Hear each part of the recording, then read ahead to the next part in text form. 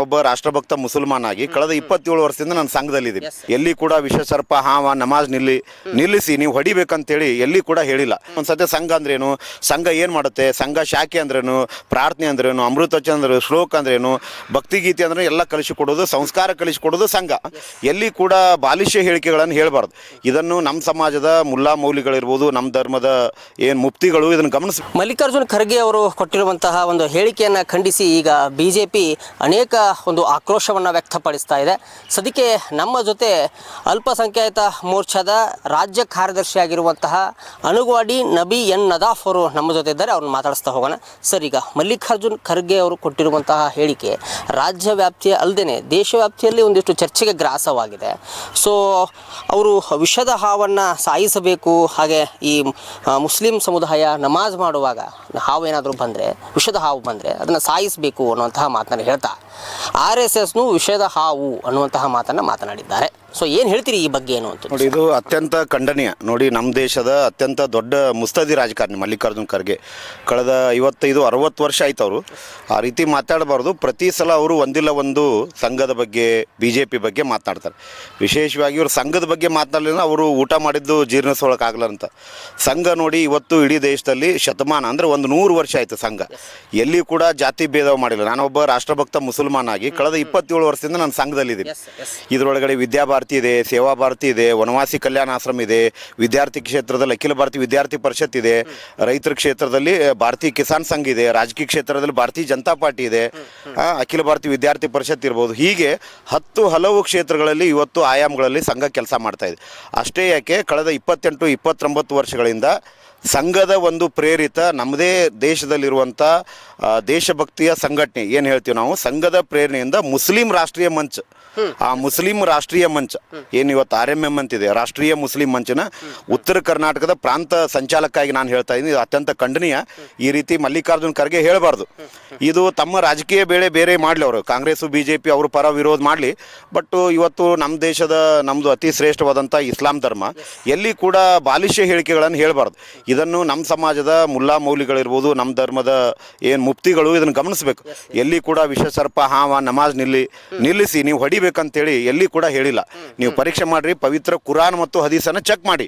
ಮಲ್ಲಿಕಾರ್ಜುನ್ ಖರ್ಗೆ ಅವರಿಗೆ ನಾನು ನಿಮ್ಗೆ ವಿನಂತಿ ಮಾಡ್ತೀನಿ, ನೀವು ಭಾಳ ನಮ್ಮ ರಾಜ್ಯದ ಪ್ರಭಾವಿ ಮತ್ತು ಪ್ರಸಿದ್ಧ ಮತ್ತು ಮುಸ್ತದಿ ರಾಜಕಾರಣಿಗಳಿದ್ದೀರಿ. ಸಂಘದ ಬಗ್ಗೆ ಅಪಪ್ರಚಾರವನ್ನು, ಸಂಘದ ಬಗ್ಗೆ ಟೀಕೆಯನ್ನು ನೀವೆಲ್ಲೂ ಮಾಡಬಾರ್ದು. ಅವ್ರ ಮಗನೂ ಕೂಡ ಹಾಗೆ ಅಪಪ್ರಚಾರ ಮಾಡ್ತಾರೆ. ಸಂಘ ಅಂದರೆ ಒಂಥರ ಸಿಡಿಮಿಡಿಕೊಂಡು, ಸಂಘ ಅಂದರೆ ಅರಗಿಸ್ಕೊಳ್ಳಂಗೆ.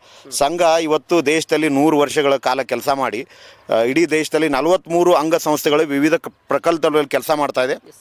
ನನ್ನಂಥ ದೇಶಭಕ್ತ ಸಾವಿರಾರು ದೇವದುರ್ಲಭ ಕಾರ್ಯಕರ್ತರಿದ್ದಾರೆ, ಲಕ್ಷಾಂತರ ಇದ್ದಾರೆ, ಕೋಟ್ಯಾಂತರ ಇದ್ದಾರೆ. ಹೆಂಗೆ ದೇಶದಲ್ಲಿ ಅಖಿಲ ಭಾರತ ಮಟ್ಟದಲ್ಲಿ 43 ಬೇರೆ ವಿವಿಧ ಸೇವಾ ಸಂಘಟನೆಗಳು ಇದೆ, 43 ಸಂಘಟನೆಗಳಿದೆ.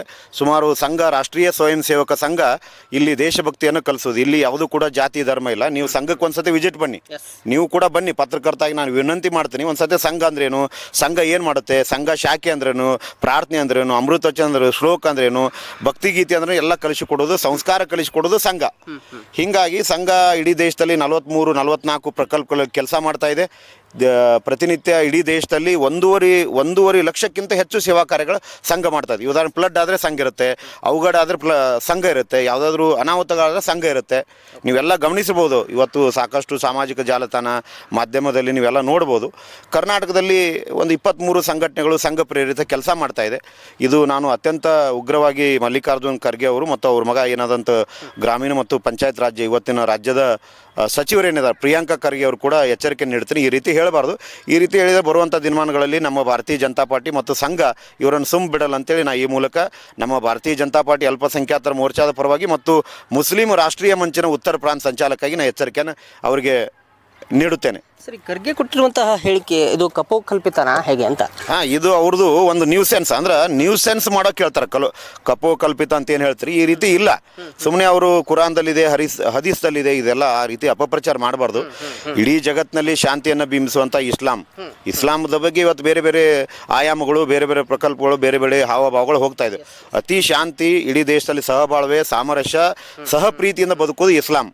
ಇದನ್ನು ನಮ್ಮ ಧರ್ಮದ ಗುರು ಹಿರಿಯರು ಇದನ್ನು ಅರಿತುಕೊಳ್ಬೇಕು. ಆ ರೀತಿ ಅವರು ಹೇಳಿದ್ದು ಅಪ್ರಸ್ತುತ ಅಂತ ನಾನು ಹೇಳ್ಬೋದು. ಸರ್, ಅಂದರೆ ಇಂತಹ ಹೇಳಿಕೆಗಳಿಂದ ಎಲ್ಲೋ ಒಂದು ಕಡೆ ಈ ಮುಸ್ಲಿಂ ಸಮುದಾಯಕ್ಕೂ ಒಂದಿಷ್ಟು ಚ್ಯುತಿ ತರುವಂತಹ ಅಥವಾ ಧಕ್ಕೆ ತರುವಂತಹ ಕಾರ್ಯ ನಡೀತಿದೆಯಾ? ಖಂಡಿತವಾಗಿ ನೀವು ಹೇಳಿದಂಗೆ ನಮ್ಮ ಪವಿತ್ರ ಮುಸಲ್ಮಾನ್ ಧರ್ಮದ ಎಲ್ಲ ಸಮುದಾಯಕ್ಕೆ ಇದೊಂದು ಕಪ್ಪು ಚುತ್ತೆ ಧಕ್ಕೆ ಆಗುತ್ತೆ. ಆ ರೀತಿ ಎಲ್ಲಿ ಹೇಳ್ತಾರೆ, ಎಲ್ಲರಾದರೂ ಸಾಮೂಹಿಕವಾಗಿ ನಾವು ನಮಾಜ್ ಮಾಡ್ತೀವಿ. ಇಲ್ಲಿ ಯಾರೂ ಮೇಲೂ ಕೀಳು ಇಲ್ಲ. ನೀವೊಬ್ಬರು ರಾಜ್ಯದ ಮುಖ್ಯಮಂತ್ರಿ ಆದರೆ, ನೀವೊಬ್ಬರು ಸಚಿವರಾದರೆ ಬಂದು ನಾವೇನು ಜಮಾತ್ ನಿಲ್ತೀವಿ, ನಾವೇನು ನಮಾಜ್ ಸಮಯ ಕರೆಕ್ಟ್ 5 ಬರೆ ನಮಾಜ್ ಮಾಡ್ತೀವಿ, ಅಲ್ಲಿ ಸರಳವಾಗಿ ಬಂದು ನಿಲ್ಬೇಕು. ಇಲ್ಲ ನಾನು ಮುಖ್ಯಮಂತ್ರಿ ಅದೀನಿ, ನಾ MLA ಅದೀನಿ, CM ಅಂದ್ರೆ ಇಲ್ಲ. ಎಲ್ಲರೂ ಕೂಡ ಅಲ್ಲಿ ವಜು ಮಾಡ್ಕೊಂಡು ಪಾಕಾನೆ ವಜು ಮಾಡ್ಕೊಂಡು ಬಂದು ಸರಳವಾಗಿ ನಿಂತು ನಾವು ನಮಾಜನ್ನು ಮಾಡಬೇಕು. ಇಲ್ಲಿ ಯಾರೂ ಮೇಲಲ್ಲ ಕೀಳಲ್ಲ. ನಮ್ಮ ಸನ್ನಿಧಾನದಲ್ಲಿ ಅಲ್ಲಾಹನ ಸನ್ನಿಧಾನ ಏನಿದೆ ಎಲ್ಲರೂ ಕೂಡ ಸಮಾನ ದೃಷ್ಟಿಯಿಂದ ನೋಡುವಂಥ ಇಸ್ಲಾಂ ಧರ್ಮ. ಈ ತಮ್ಮ ಪ್ರಚಾರಕ್ಕಾಗಿ ಹುಚ್ಚು ಬರದ ಅವರು ನ್ಯೂಸೆನ್ಸ್ ಪಬ್ಲಿಸಿಟಿಗಾಗಿ ಈ ರೀತಿ ಹೇಳಿಕೆಯನ್ನು ಹೇಳಬಾರ್ದಂದು ನಾನು ಕಠೋರವಾಗಿ ಮಲ್ಲಿಕಾರ್ಜುನ್ ಖರ್ಗೆ ಅವರನ್ನು ಖಂಡನೆ ಮಾಡುತ್ತೇನೆ. Okay sir. Thank you sir. Thank you very much. ಇದಿಷ್ಟು ಅಲ್ಪಸಂಖ್ಯಾತ ಮೋರ್ಚಾದ ನಬಿ ನದಾಫ್ ಏನಿದ್ದಾರೆ ಅವರ ಒಂದಿಷ್ಟು ಮಾತುಗಳು. ಮಲ್ಲಿಕಾರ್ಜುನ್ ಖರ್ಗೆ ಅವರು ಈ ರೀತಿ ಕಪೋಕಲ್ಪಿತ ಮಾತುಗಳನ್ನು ಮಾತನಾಡಬಾರ್ದು, ಇದರಿಂದ ಎಲ್ಲೋ ಒಂದು ಕಡೆ ಮುಸ್ಲಿಂ ಸಮುದಾಯಕ್ಕೆ ಇದೊಂದು ಕಪ್ಪು ಚುಕ್ಕೆ ಆಗಿ ಪರಿಣಮಿಸುತ್ತೆ. ಹೀಗಾಗಿ ಇದನ್ನು ನಾವು ದೀರ್ಘವಾಗಿ ಅಥವಾ ಇದನ್ನು ಖಂಡಿತವಾಗಿ ನಾವು ಈ ಮಾತನ್ನು ಖಂಡಿಸ್ತೇವೆ ಅನ್ನುವಂಥದ್ದು ನಬಿ ನದಾಫ್ ಅವರ ಮಾತುಗಳಾಗಿತ್ತು. ಮತ್ತೊಂದು ವಿಭಿನ್ನವಾಗಿರುವಂತಹ ವರದಿಯೊಂದಿಗೆ ಮತ್ತೆ ಬರ್ತೀವಿ. ಎಲ್ಲರಿಗೂ ನಮಸ್ಕಾರ. ವಂದೇ ಮಾತರಂ.